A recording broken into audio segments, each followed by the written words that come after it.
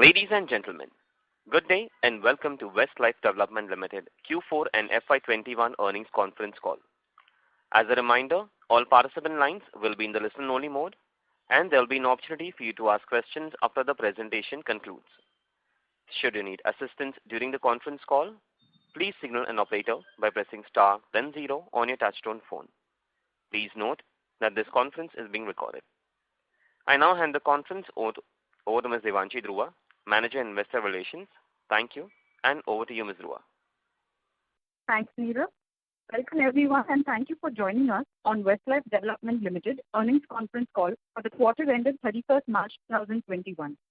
We are joined here today by Mr. Amit Jatia, Vice Chairman, Ms. Smita Jatia, Director, and Mr. Pankaj Roongta, CFO and VP Finance and Accounts for Westlife Development Limited. Please note that our financial results and investor presentation have been mailed across to you, and these are available on our website as well. I hope you had the opportunity to browse through the highlights of the performance. We shall commence today's call with key thoughts from Amit, who will provide a strategic overview, which shall be followed by Smita to take you through the key business initiatives with overall operational progress, the impact and response to COVID-19, and the strategic imperatives that lie ahead. Pankaj will cover analysis of the financial performance and highlights during the review period. At the end of the management discussion, we will have a Q&A session. A request to all participants that due to the disruption due to COVID-19, members of the management are joining the call remotely, and there could be some time lag when responding to your queries. I urge you therefore to kindly bear with us. Before we start, I would like to remind you that some of the statements made or discussed on this call today may be forward-looking in nature and must be viewed in conjunction with the risks and the uncertainties we face. A detailed statement and explanation of these risks is available in this quarter's press release, investor presentation, and in our annual report, which is available on our website. The company does not undertake to update these forward-looking statements publicly. With that said, I would now turn the call to Amit to share his views. Thank you, and over to you, Amit. Yeah, thank you, Devanshi. Good evening, everyone. I hope all of you and your families are keeping safe. FY21 was a challenging but inspiring year, a year that redefined resilience as the world fought an unprecedented pandemic and its economic fallout. For us, it was marked by the commitment and the conviction of our Westlife family that helped us turn this adversity into an inflection point for a new, better, bigger, and bolder McDonald's. We used this crisis to consolidate our strengths. We leveraged our diversified real estate portfolio, long-term rental deals, and led strategic rental renegotiations. Our backward integrated closed-loop supply chain and the world-class trading processes ensured business continuity in what I can call the most difficult and challenging times for the business. We also did some exemplary work on the cost leadership front. The cost structures we have today are much stronger and resilient to volatility. At the same time, we created new competitive advantages by tapping into our robust technology and process backbone. We launched new products, new channels, and helped consumers create and adapt to new ways of consuming us through drive-thrus and on the go. Through the year, we navigated a million uncertainties and came out stronger with all our 10,000 people with us. We have been seeing our efforts reap great results. As we speak, our brand trust is rising consistently, making us the preferred customer choice in uncertain times. Convenience is performing robustly, aiding incremental revenue growth, and omni-channel strategy has come to life in a strong way, making us accessible to customers wherever, whenever, and how they prefer. The business recovery has also been phenomenal. The last 2 quarters of the year have helped us recover the losses of the first 2 quarters of FY21. We entered the year with a strong balance sheet, and despite all challenges. Participants, please stay connected. Line for the management got disconnected. Ladies and gentlemen, please stay connected while we rejoin the management back to the call. Ladies and gentlemen, thank you for your patience. We have the line for the management reconnected. So you may go ahead. Yeah. Our robust revenue recovery in the quarter continued to be driven by our convenience channels. This, aided by smart cost control, bolstered our margins. I am happy to report that with the exclusion of an exceptional cost, our operating EBITDA for the quarter stood at a solid 11%. We closed the quarter with a PAT of 21 million and a positive cash flow of 322 million. With this, we believe that we are entering the new year with a good momentum and a balance sheet that puts us in strong stead despite the challenges that lie ahead. The start of FY21 was marked by the onset of the pandemic. The nationwide lockdown that was announced on March 23rd, 2020 extended well into the first half of the year. During this time, we were guided by our survival strategy pegged on brand trust, enhancing convenience, cash conservation, and maximizing our supply chain strength for business continuity. We started deploying our revival strategy in the second half of the year as the restrictions started easing and customer confidence started to build back. We saw strong and quick recovery across platforms. Our convenience platforms, namely delivery, on the go, and drive-through, along with the Golden Guarantee promise and customer experience, helped us build back revenues on a sustained basis. As a result, we saw staggering improvements across the business parameters. Our revenues more than doubled in the second half of the year. I am happy to share that strong recovery in H2 FY21, coupled with cost leadership, helped us wipe away all the losses of the first half. Despite many regulatory headwinds, our sales growth was steady through the year, culminating in more than 106% recovery in this quarter. This was aided by close to 90% recovery in dine-in and accelerated performance of our convenience channels that clocked a solid 42% growth over last year. In fact, McDelivery reported its highest ever sales in the month of March. Our drive-through channels reported an 81% growth in the quarter, and on the go grew 3 times over the last 3 quarters. We are seeing our out-of-restaurant channels that primarily include drive-through, delivery, on the go, continue to perform robustly. This gives us great confidence that convenience is here to stay, and once dine-in recovers completely, we will be pegged for exponential growth. We believe we have pivoted to become a destination that serves customers seamlessly, whenever they like, wherever they like, and however they like. Our other big win was cost leadership. With great support from our vendors and partners, and by maximizing our operational efficiencies, we were able to bring down our fixed costs significantly. This has given us added firepower and helped us strengthen our financial performance further. Moving on to the highlights of this quarter.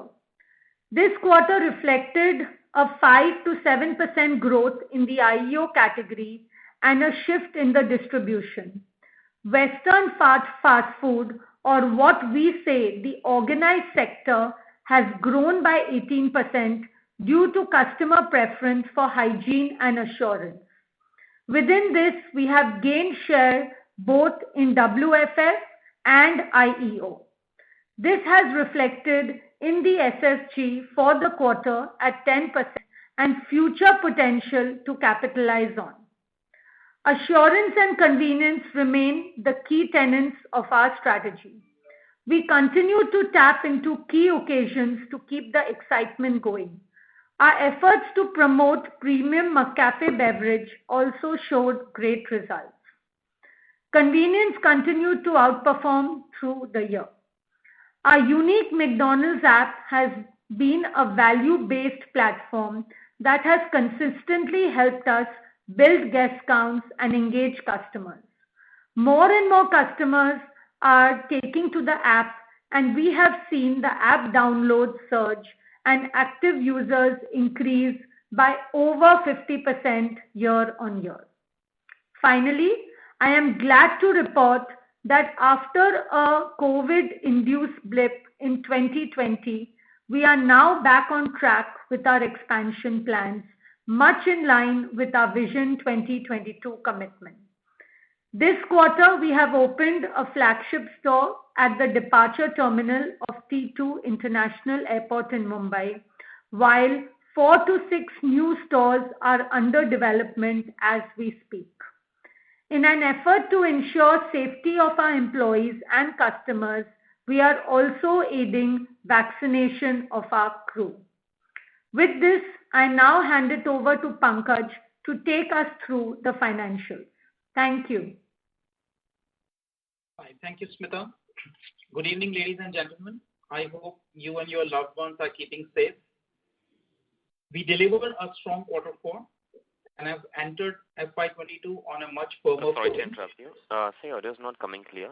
May I request you to speak a little louder? Yeah, sure. Is it better now? Yes, sir. Thank you. Okay. Hi.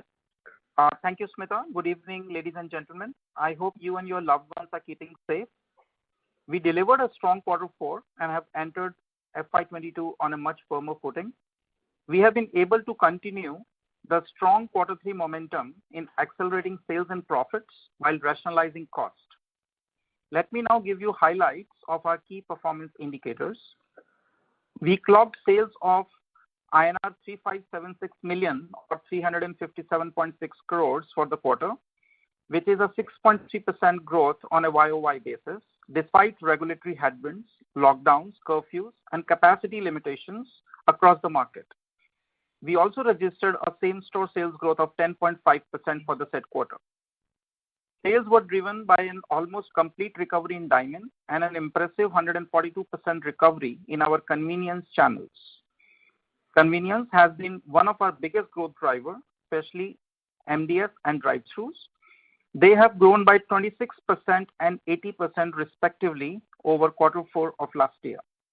They helped us not only in creating new occasions for our existing customers, but they have also fostered new ways of consuming the brand and helped us recruit new customers.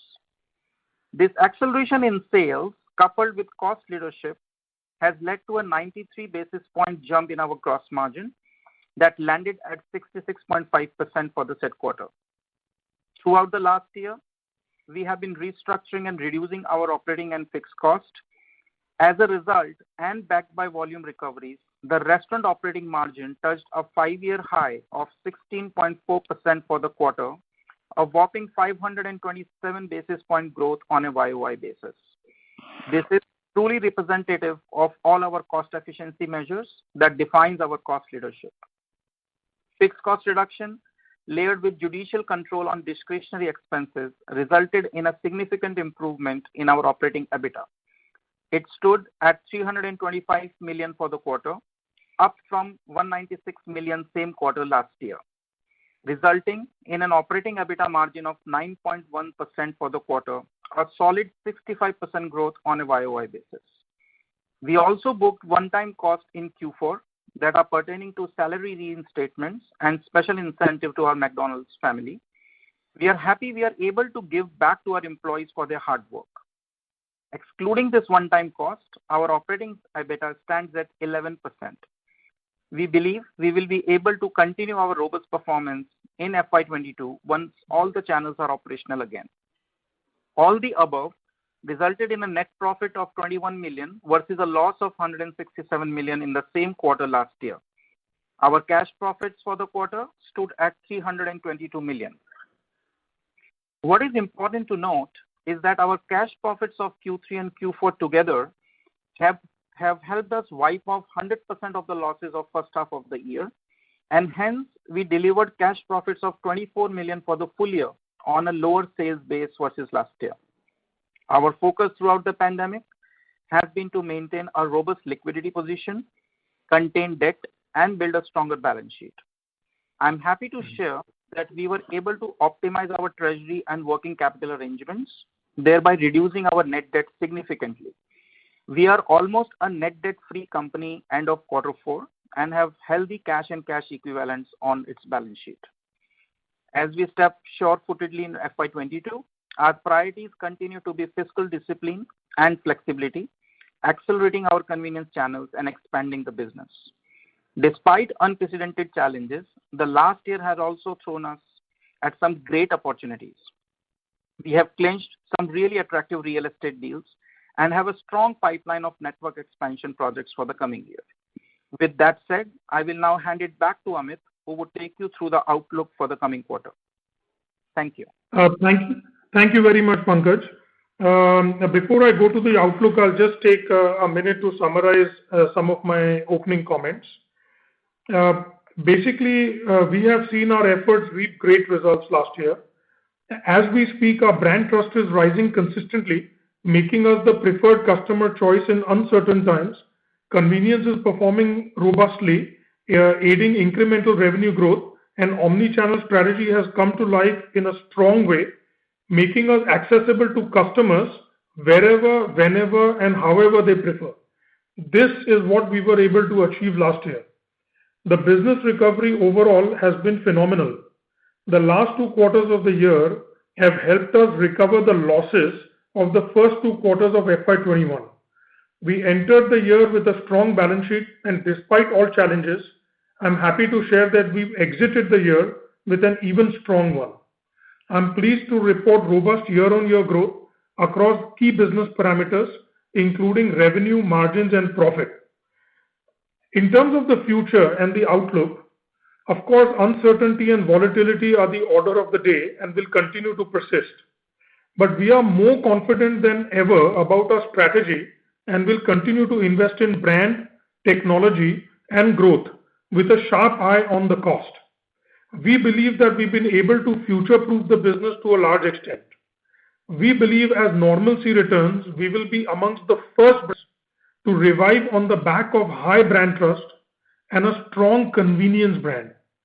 Further, as we saw in the last quarter of this financial year, as dine-in builds back, coupled with our strong out-of-restaurant channels like McDonald's delivery service, drive-thru, on-the-go, and takeaway, we are well poised to deliver strong SSSG. We have cracked the code on being able to do much more with much less. Our new leaner cost structures will help us deliver strong profitability and insulate our balance sheet while navigating challenges of the second wave of COVID. We are back on our expansion plans and will continue to open new stores in strategic locations. We will also invest in new cutting-edge technology solutions to enhance the omni-channel experience of our customers and strengthen our rock-solid foundation. With all arms in our arsenal, we are confident of delivering great value to all our stakeholders. Thank you. And with this, I open up for Q&A. Thank you very much. We will now begin the question and answer session. Anyone who wishes to ask a question may press star and 1 on their touchtone telephone. If you wish to remove yourself from the question queue, you may press star and 2. Participants are requested to use handsets while asking a question. Ladies and gentlemen, we will wait for a moment while the question queue assembles. Participants, you may press star and 1 to ask a question. The first question is from the line of Manoj Menon from ICICI Securities. Please go ahead. Hi, Amit, Smita, Pankaj, and Devanshi. Trust all well with you and near and dear. I got 3 questions, Amit. I'll take probably the first one at a time. So when we look at the last 12 months, credit to you and team for managing, very efficiently. But how about the next 12 and 24 months? Could we expect a faster than the 15 odd restaurants which you open? What I'm just trying to understand is, given a strong balance sheet, given the opportunities possibly in real estate, and in the general, market, is there a case for, a faster expansion in 22 and 23? Of course, assuming that, let's say there is a steady state situation in a few months' time. That's question number 1.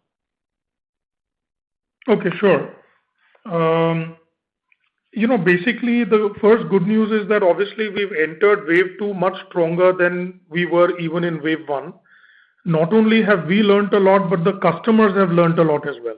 So, for example, in wave 1, in the first instance, consumers were even little scared to order delivery and to allow anybody to even come and leave the delivery at their doorstep. While when we've entered this particular wave, I think that particular business has remained pretty steady. Even the government to some extent has learnt, and therefore the clarity is slightly better than how it was in wave 1. Having said that, as you've heard, our cost structures are pretty robust. So to that extent, we are entering pretty strong. Obviously, we put our business plan together for FY22, and our thought process was a very strong and a very high opportunity growth business plan. That's what we sort of intended to do. So, for example, we currently have 5 to 6 restaurants under groundbreak at this point in time, and we don't intend to stop restaurant growth. We intend to continue with it. I do agree with you that I do believe that real estate is a bit of an advantage for us. Therefore, when people would ask me why are you not at the airport, you will see that at a very difficult time, but with a pretty good real estate long-term deal structure, we've been able to open at the international departure, and even though flights are less, we are doing quite well there. So yes, with a strong balance sheet, our idea is to go ahead faster. We will be opportunistic. We will open in locations that we were earlier finding difficult, and our original plan was between 25 to 35 restaurants was what we were thinking about. Currently, I'm not sure how wave 2 will go. We will not change our plans. We hope to be able to stay with these numbers I've talked about. But if we've lost this quarter, we may have 5 stores here and there. But thematically, we want to go aggressively and build restaurants. This is the time to do that with the kind of balance sheet we have. Absolutely. Loud and thanks, Amit, for that. The second one, is actually, on the situation at this point in time. Okay, let me put it this way. So what we have seen in the past is that the QSR industry, probably had, a higher linkage to new consumer recruitment, the general well-being, the consumer confidence, and of course the PFC growth, the GDP growth, etc. So I'm just trying to understand, from a plan B point of view, assume for a minute that if there is a distress in the economy, I hope it doesn't really happen and there will be enough interventions like what happened last year. I'm just trying to understand, what's your thought processes or anything which you are thinking of improving the value proposition, which you are anyway are as a brand. I'm just trying to understand your preparedness for a plan B so that it's probably a smooth landing if in such a scenario. I'm going strictly by the empirical evidence of the last 10 years of the available data of India QSR industry, where despite the high penetration opportunity, I have noticed that this industry goes through significant volatility versus the opportunity. Sure. I mean, see, firstly, that is because it takes, when you are building a country like India, it first takes time to get the supply chain in place, get the ecosystem in place. And really the growth I have seen come only from 2010 onwards. So effectively, if you ask me, we are still very nascent and we are touching, even the consumers are still discovering what this is all about. And so that is, sort of point number one on a broad basis. Now, a major thing has happened the way we see it. If you think about QSR as an industry, it is an impulse business. An impulse business is driven by convenience. And this has nothing to do with India. This is how the sector works anywhere in the world. Pre-COVID, even a brand like McDonald's was occasion-led. And we were driven pretty much by, occasions where consumers would come and use. What COVID has done is pivoted the brand towards convenience. And what we are seeing is when sales, in-store sales were zero, to when in-store sales went all the way up to 70%, we did not see any dent in the business of convenience, all the 4 channels, which is takeaway, drive-through, on-the-go, and delivery, as the in-store business built back up. So broadly, I feel that we've become from an occasion, we are moving towards becoming a convenience brand, which bodes very well for us. Secondly, if you look at the structure of the industry, What has happened is, we do a lot of research right from 1995, 96, so we have a lot of empirical data. The eating out frequency in the last quarter went up by about 5%. While Indian fast food was a bit flat, Western fast food grew quite nicely. And we feel that the shift towards organized play is going to continue to happen as we move forward. And all that bodes very well for the kind of business that we are in. So I believe that while we believe in operating in a volatile world, I cannot predict exactly when wave 2 will end and wave 3 will come and so on. But I feel that with the new cost structure, with the new pivot towards convenience, with all the channels now working at full play, we will be amongst the fastest to recover. Broadly, that's the best I can say for now, Manoj. Understood, Amit. And if I may, maybe this is relevant 3 or 6 months down the line as well. Anything from the global MIDI system of learnings, consumer behavior, etc., which is relevant for India. That's why I said, if it is probably this is too early a question, I'm happy to discuss this few months down the line. No, I mean, broadly they keep sharing all the data. They do a lot of research, even including India. So we are seeing a lot about how consumer behavior is. So we have tons of data around that. Manoj, that is the sharing. There's a lot of support, conversations. There are countries that are ahead of the curve, like particularly I've seen in Korea, Taiwan. I would have mentioned that last year as well. And fortunately, the system shares all that with us very openly. So we feel that we are able to foresee what is coming a bit better than anybody else. So that's how we are sort of capturing that data and using that to our advantage. Amit, that's what I'm just trying to get. It's not a guidance as such, but we're just trying to get, if you could share some of those learnings, maybe, may or may not be relevant for India, but in anything which could, let's say, for example, change your trajectory materially in the medium term from the global learning. And I'll come back in the queue. Yeah, we will come back to that in a bit. I think it's better to have a sort of separate call around all of that because that's too granular. But let's see if we can create some call where we can talk a little bit more about that. Thank you, Amit.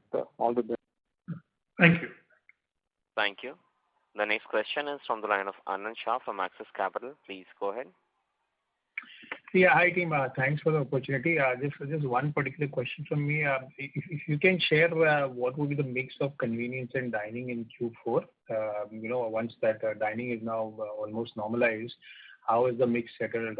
Last year it used to be more like 50-55 convenience and then dining, and now how is that mix essentially looking once things normalize? Sure, Anand. So basically, if I were to look at kind of January as a benchmark, we were almost 100% of pre-COVID sales. So that was good news. In that, our convenience channels were almost 60-ish%, 55 to 60%, and in-store was about 40 to 45%. Roughly, that was the sort of breakup on that. Okay. Yeah, and in-store was still at only about 70% of pre-COVID. That may also give you a bit of color on this.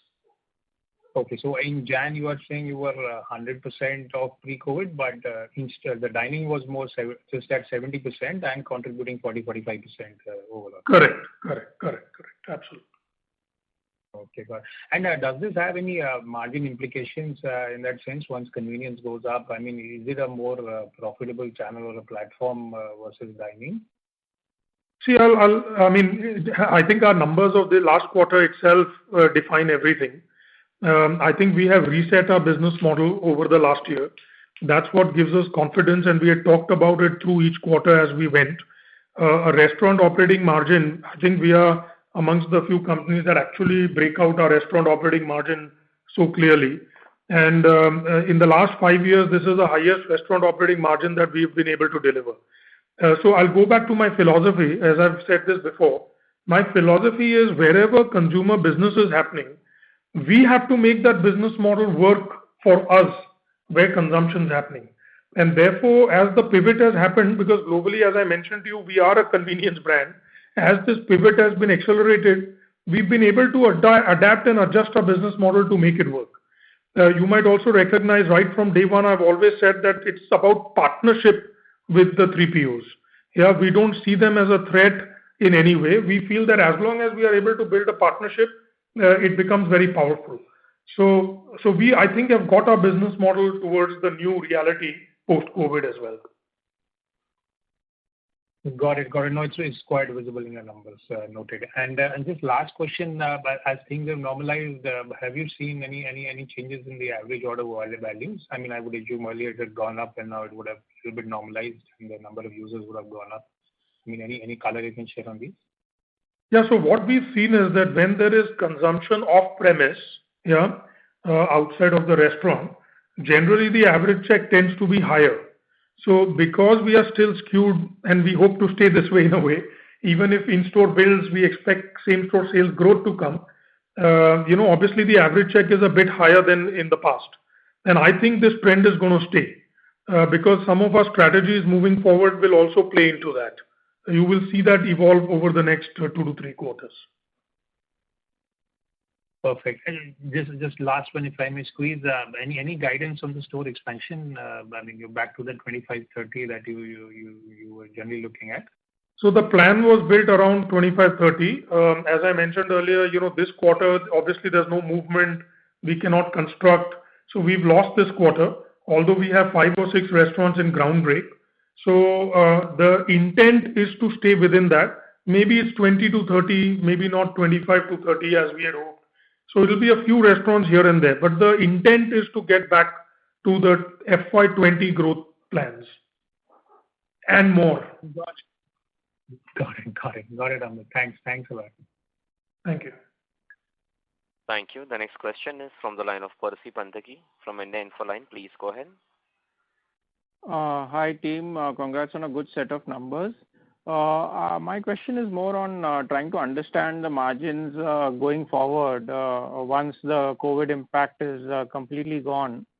So I understand that your dine-in is around 90% normal and dine-in is about, let's say, 45% of your total sales. So once that normalizes, your total sales goes up by 500 bips. And your EBITDA margin, your gross margin is, let's say, 65%. So out of that 5 percentage points, around 3.5 percentage points flows down to the EBITDA level. So is this calculation correct, or am I missing something? Are there certain discretionary costs which are not yet fully sort of normalized in Q4, and when the COVID impact is completely gone, that will come through, and therefore this 3.5 rupees is not totally accretive, and it will only be partially accretive. Any kind of sense you can throw in that I'm making? Yeah, I mean, I'll try and share it in the way I understand it. Essentially, I don't see shift in dine-in and dine-out anymore to cause any margin impact on us. As I mentioned earlier, I think we've got our business model reasonably set around where the business is today. So that is point number 1. Point number 2, we have been able to optimize a lot of the cost, and I think a lot of it is here to stay. Important thing is it is about average unit volume. Okay, and if you recollect, I said earlier that with the new business model, even with a slightly lower sale, we'll be able to deliver robust margins, which I think we have in this quarter. So in the future, margin flow through will continue to come through average unit volume growth. In summary, that continues to stay as it is, and I don't see anything changing because of a shift in the way we are selling to the consumer. Neither do I think that when COVID is fully gone, the business model will change substantially from where it is today. Of course, there are headwinds around inflation, and as we all know, but I feel that that's a constant challenge in India. I've been saying this over the last 5 years, and therefore we are always kind of thinking and being prepared for that. So this is, at least how I see it. I think I didn't express myself very clearly. I was not talking about any shift from dine-in versus convenience or vice versa. What I was saying is that the normalization in your dine-in business is to the extent of 90%. Now, if we say that is completely normalized from 90 to 100, that's about a 10% bump up. And since dine-in is approximately half of our business, at an overall sales level, that will be a 5% bump up, and 65% of that, which is your gross margin, flows directly to the bottom line. That is what I was talking about. No, fair enough. I mean, you are 5%. No, so you are asking the same in the same way only. So effectively, what I'm trying to say, okay, I'll put it this way, that as in-store builds, in-store is currently about 70% pre the second wave. As in-store builds, I expect same-store sales to go up, which is the 5% you talked about. And number two, as in-store builds, as sales build, same-store sales, yes, the flow-through will come to the bottom line, which is what I was saying, that as average unit volume goes. So I was just saying it in different ways. So you are absolutely right that as in-store builds, I do expect same-store sales to grow. And as same-store sales grow, I do expect the margin to flow through to the bottom line. Okay. So the Q4 costs that I see, which are reported in your Q4 results, they are fully restored costs. There is nothing that you're holding back. I mean, proper re-engineering of costs is one side. I mean, obviously that is permanent, but there is no temporary cost hold back which is there as part of your Q4 margin. Is that understanding correct? No. Yeah, you are right. You're right. In fact, we've declared a bonus for all the effort our team made, and that is also in the cost, by the way. It's a one-time cost, and if I were to take that away, our operating EBITDA goes to 11%. Right. Okay. Yeah, that's all I wanted to understand, sir. Thanks and all the best. Thank you. Thank you. Ladies and gentlemen, you may press star and 1 to ask a question. The next question is from the line of Amnish Aggarwal from PL India. Please go ahead. Yeah. Hi, Amit. A couple of questions from my side. Something which is related to the one which you just answered on the margins being 11% if the one-time bonus is not included. So if I calculate that number of 1.9% actually, then the outflow on account of bonus and employee benefits incremental in 4Q comes out to be around 68 million rupees. And if I say exclude the 68 million rupees from your 4Q numbers, then actually it means that your number actually at the employee cost level they have actually declined on a QOQ basis. So is my thinking right, or am I missing something in this? No, the exact calculation, I'll let Pankaj answer that. He would have a better sense. So this includes the reinstatement of some salaries and the bonus. So and I think let Pankaj answer that. He might be in a better position to respond. Yeah. Pankaj, can you please take that? Yeah. So Amnish, there are two elements of the employee cost and when we look at the P&L. One is on the GNA and second on the operating cost for the crew labor. So of course things are not like to like on a quarter compared to last quarter versus this quarter. And as you rightly pointed out, the impact of the one-time cost has been 2%. So if we were not to book that one-time cost, the operating EBITDA goes to 11%. The second thing is that we have been talking about a lot of efficiencies in the operating costs, including the structural cost improvements, operating hours, etc. So that also has an impact on the overall cost that you see, excluding this line item, why costs are becoming better. And as Amit said, a lot of them are structural in nature. So as we recover the business, as the store operating hours goes back to normal, these savings and optimizations are here to stay. Okay, so should I presume that if I exclude that one-time bonus and restatement, on a QOQ basis, the payroll and employee benefits, they have actually declined from 33 crores to nearly 29?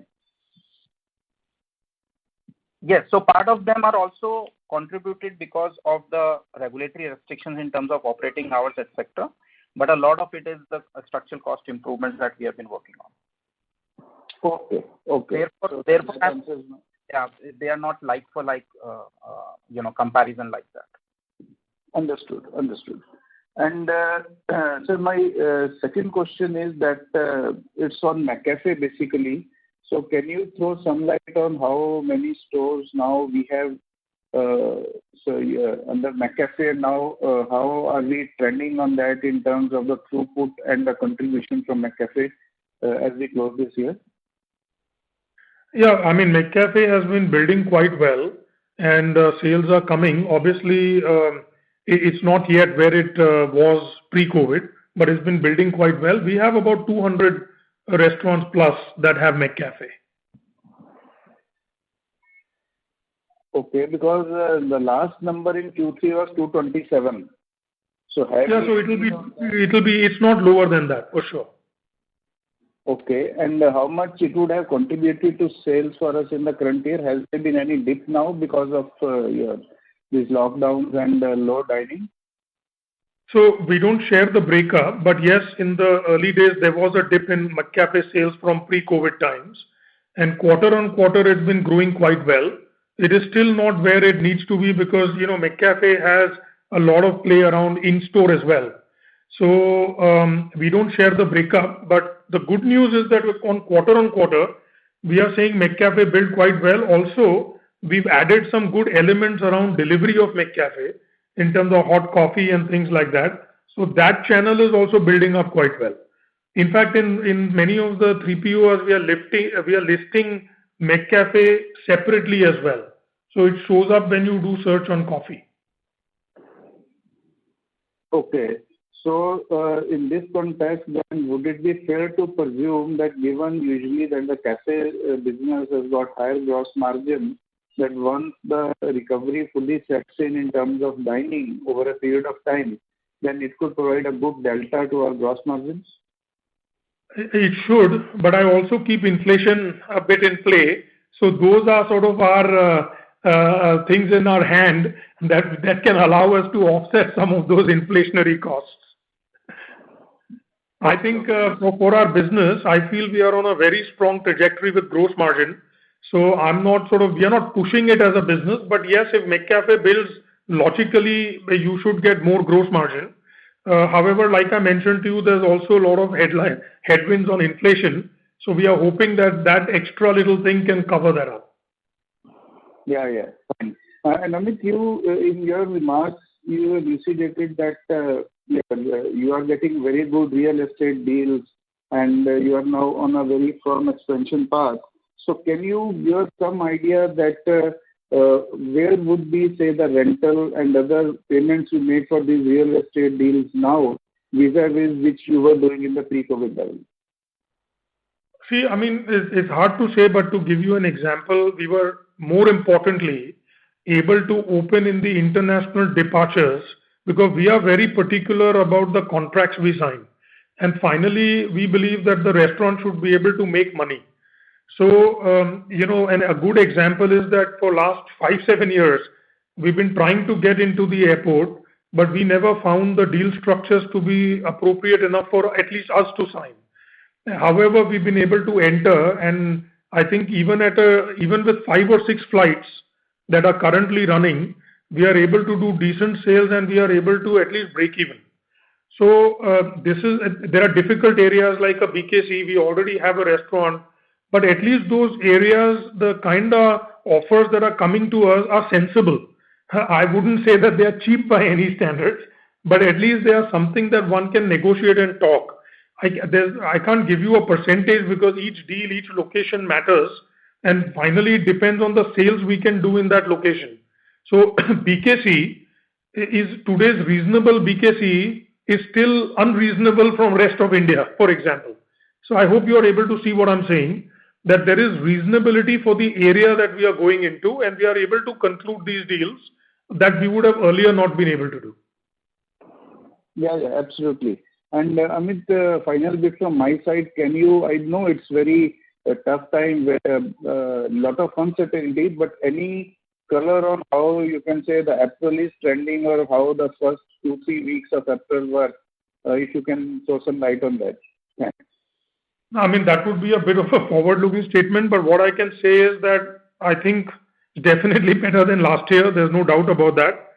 And at least delivery is running, and there were no disruptions in delivery other than some curfews impacting some restaurants, but in-store is completely shut right now across our territory. So it's definitely not where we want to be, but it's definitely not what it was last year. So it is somewhere in the middle, but demand from delivery is pretty good, if from that point of view. Okay, sir. Thanks a lot. Thank you. Thank you. The next question is from the line of Nihal Jham from Edelweiss Securities Limited. Please go ahead. Yes. Thank you so much, and good evening, Amit, Smita, and Pankaj. Amit, maybe this was asked earlier, but just wanted to clarify. As I understand, between your convenience and your dine-in channel, you've always maintained that margins are similar. But I would understand that at least on the gross margin side, the dine-in channel would be higher considering the commissions and some of the other aspects. So is that a right assumption? And why I ask this is that despite such a strong share of convenience that you mentioned about in Q4, we have actually seen an improvement in our gross margin specifically. So if you could just highlight a little more on that. See, the gross margin improvements may not necessarily be because of shifts in that area. It could be because of the work we've done on raw cost. Again, if you look at our last earnings call and the call before that, we had mentioned that we are working with our suppliers to get into their costs and their supply chain. And some of the work has yielded result, and there is more work continuing in that area. But currently, if I'm not mistaken, the gross margins around both, the way at least we look at gross margins, is quite all right. We look at commissions separately. We don't take commissions as a reduction in gross margin. And on that front, I think we are pretty even on the in-store and the and delivery. Pankaj can confirm that actually. But yeah, to my mind, it is quite even. Yeah, there's not a significant difference between the two. Sure. And just related to that, I do notice that you've launched a recent range of premium menu burgers. Does that also had anything to improve the gross margins, or is it currently a decent proportion of a sale? And just some comments around that. The gourmet burgers which we have added just now is just on test, so it's just in about 5 restaurants in the west and 5 restaurants in the south. We are seeing good results of it, so in the future definitely it will help us on gross margins, but currently it's a real low contribution to the system. And the plan is obviously to keep some of the SKUs. Not all the SKUs would end up being a part of our menu in the future. Absolutely. So that's why the test, and we are figuring out what's consumer preference, and then soon, once the new normal sets in, we will be launching them. That's helpful, Smita. Just one last question from my side, Amit. You mentioned about getting back to your store additions of between 20 to 30. Now, traditionally, McDonald's has had one of the larger store, compared to some of the other players. So incrementally looking, when you are speaking so much of the convenience channel, is there a thought of maybe stores which are smaller in size or probably not in high streets? Just your thought about incrementally where could most of your stores come up? So firstly, we've had a lot of internal debate around the size of the store, and at least in our case, the jury is still out there. We are not jumping into smaller stores. That's the easiest thing to do in the world, but there is tremendous discussion around what that would mean and all. So I maintain that currently we will continue with the current format of stores. In terms of openings, it will continue to be a mix of the kind of cities, key cities, the 6 key cities. But we are also, while I do strongly believe that we have a lot of small cities as well where we do very well, but I do believe that there is some momentum that is coming a bit more in these cities as well. And that could be a good way for us to accelerate our openings as well. So that is something that we are thinking and looking at as also. So I don't know if it answers both your questions. To an extent it does. Maybe later on I'll get into a discussion with you. I'll move back into the queue for now. But thank you so much. Sure. Thank you. Ladies and gentlemen, you may press star and 1 to ask a question. The next question is from the line of Ashit Desai from Emkay Global Financial Service. Please go ahead. Yeah, thanks for taking my question. Hi, Amit. Hi. So I'm still not clear on the math behind the one-off salary incentives and bonuses. So I think Pankaj mentioned some split between employee costs and G&A. 2 things here. One is, salary raises and bonuses are an annual feature. So one, why are we calling this a one-off? And if the rate of increases are much higher, which you may call it a one-off, what would be the normal run rate for employee costs? And I see even HO costs going up from 17-18 crores to 26 crores. So what should be a quarterly run rate to look at on both these line items? So Pankaj, you'll take that? Yeah. So then on the maths of why we are calling it one time, I think Amit already said it, because in the last 9 months, what we have been saying on our previous earning calls, Q4 is the quarter where we have reinstated the salaries, and we announced a special bonus for the hard work done by our employees in this year of pandemic. So that's why we are calling it a one-time cost, right? And hence it was not booked every month in the last 12 months. It was a cost that was booked on Q4, right? So and about your second question, so the cost is coming in two lines. One is on the labor front at the crew level, which is on the stores, and the second one is G&A. I was talking about the combined effect. So things are not like for like because of the difference in number of stores, operating hours, the cost rationalization. There is an impact coming a bit from all the efforts that we spoke about. So it's not a straight calculation that one can do to arrive at those numbers. Yeah, so one is before restaurant operating margin, that's at the restaurant level, and we break out our corporate overhead very clearly, which is the G&A line item, which is what Pankaj is referring to, a combination of both. Okay, so if we were to look at G&A, which has moved up from 17-18 crores to 26 crores, this 26 crores would be the run rate to take for quarters ahead, or it should be lower? No, it will be lower. That's what Pankaj is saying, because the entire impact of the bonus has been hit into this quarter, which is normally not the case, which is normally split across every single month of the year.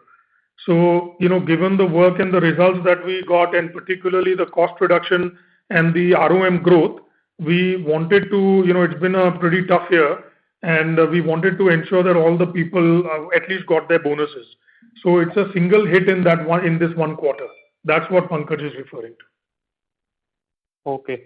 I'm sorry to drill deeper on this, but so 11% margin is if you were to split this entire increase over 4 quarters. Yes. Correct. It's not entirely removing that part in the fourth quarter. No. No. That's right. Got it. And lastly, any pricing actions that you have taken in April, May, and also your comments on input inflation, if any? Sure. So price increase we've not taken, nothing, especially in April, May, absolutely nothing. In terms of inflation, I do worry about it. Obviously, we can all see and read where things are. Supply chains are a little bit not intact. Not that we've seen anything at this point in time, but I'll be honest, it's a worry on my head right now. And the good news is that we are aware that something like this could happen. And again, if you refer to all my calls over the last 5-7 years, I've always said that if we will not do knee-jerk reactions, if suppose some cost comes out of nowhere, we will evaluate where that cost is going and we will fix that over a quarter or two. So I think, therefore, some effort in terms of further reduction of raw cost and hopefully some comeback through McCafe. These are a couple of our initiatives that will help us offset some of those costs. So yes, inflation is a bit of a worry moving forward. Okay, and we haven't taken any pricing actions as of now? No. Okay. Thanks, that's it from me. All the best. Thank you. Thank you.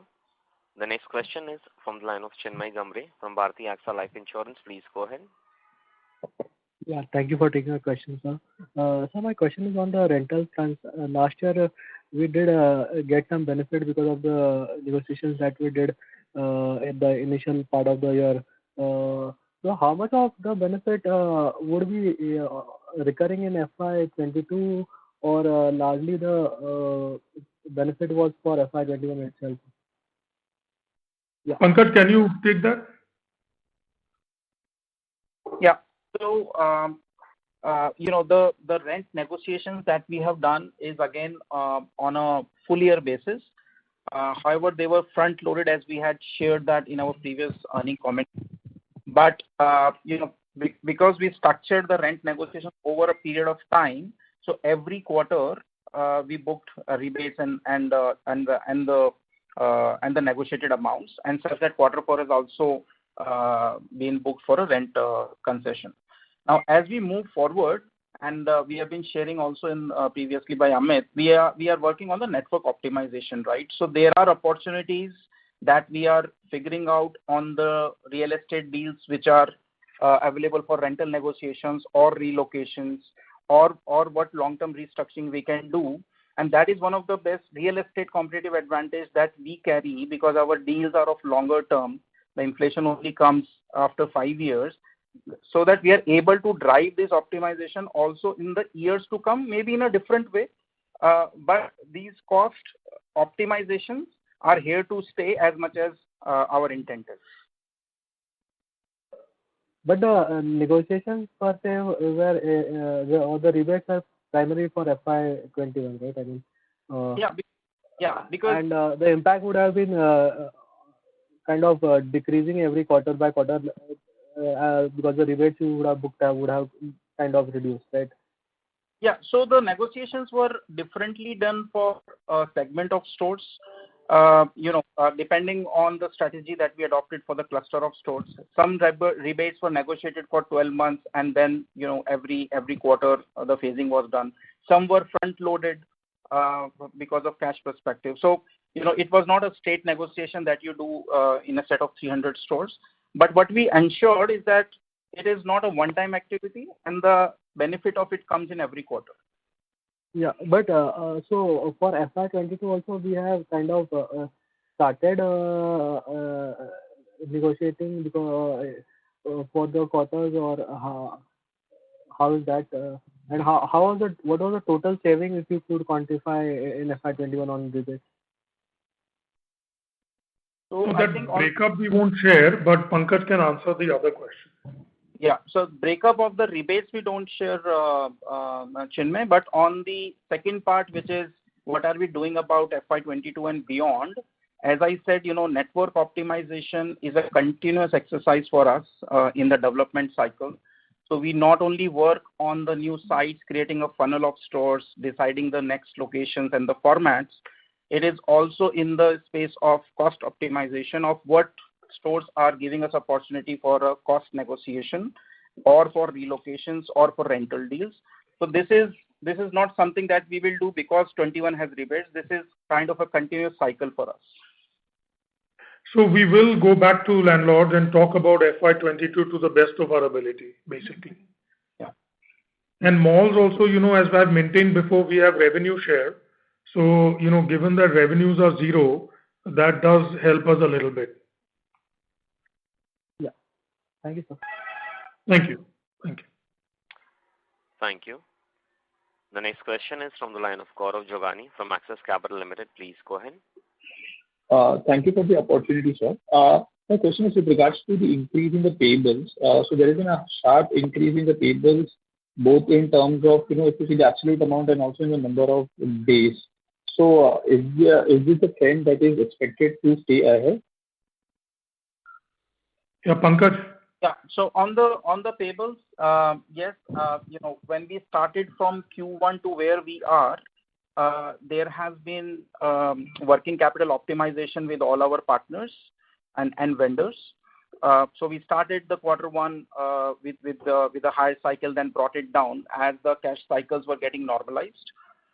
Going forward, we will be intending to come back to a normal cycle of payments. However, if the industry offers a renegotiation on payment terms, we are also working on that ground. With the balance sheet strength that we have closed the year with, going forward, we will try to be within the range of credit terms that we operate with our suppliers, but finding the optimized way of working capital as well. Yeah, so because the reason I asked you is it's almost double if you see in terms of number of days. So it was like 31 odd days earlier and now 70. So what kind of number can we build going ahead, considering it comes down back to the normal levels of the negotiation as you're speaking we are going to do? Yeah, so a lot of it depends on the volumes as well. So if you take, I think FY21 will not be the right reference. If you take FY20 reference, that is the kind of levels of payables that we would build for our business. on the credit terms. Would this have an impact on the cash flows as well? Because I see a lot of this has contributed, to your net working cash flows this particular year. Is there supposed to have some impact going forward? No, I think it's the other way around. So depending on our cash cycles getting normalized, that is how we structure our working capital payouts. So it is not the other way around where you are saying it will have an impact on cash. So as we are moving forward, depending on the business normalcy and the cash cycles, then we negotiate with our vendors and suppliers to able to fulfill the obligation that are mutually decided. Okay, sure. And so just one last thing from my end is the CapEx guidance, considering that we are looking to open a 25, 30 odd stores this year, but also the fact that we have been able to get some good deals. So like what kind of a CapEx that we can look forward for FY22 or 23? Sure. So our average CapEx, if you have seen the previous figures, has been around 100 to 150 stores. Now on this year guidance of 20 to 30 stores, depending on how the situation is, you could expect around 100 crores of capex for this year as well. Okay, sure, sir. Thank you. That's it for me. Thank you very much. Ladies and gentlemen, due to time constraint, that will be the last question for today. I will now hand the conference over to Mr. Amit Jatia for closing comments. Yeah, thank you very much. I really appreciate everybody joining the call today and taking the time to discuss Westlife's results with us. Wish you a very good evening and do take care and stay safe. Thank you. Bye. Thank you very much. On behalf of Westlife Development Limited, that concludes this conference. Thank you for joining us. You may now disconnect your lines. Thank you.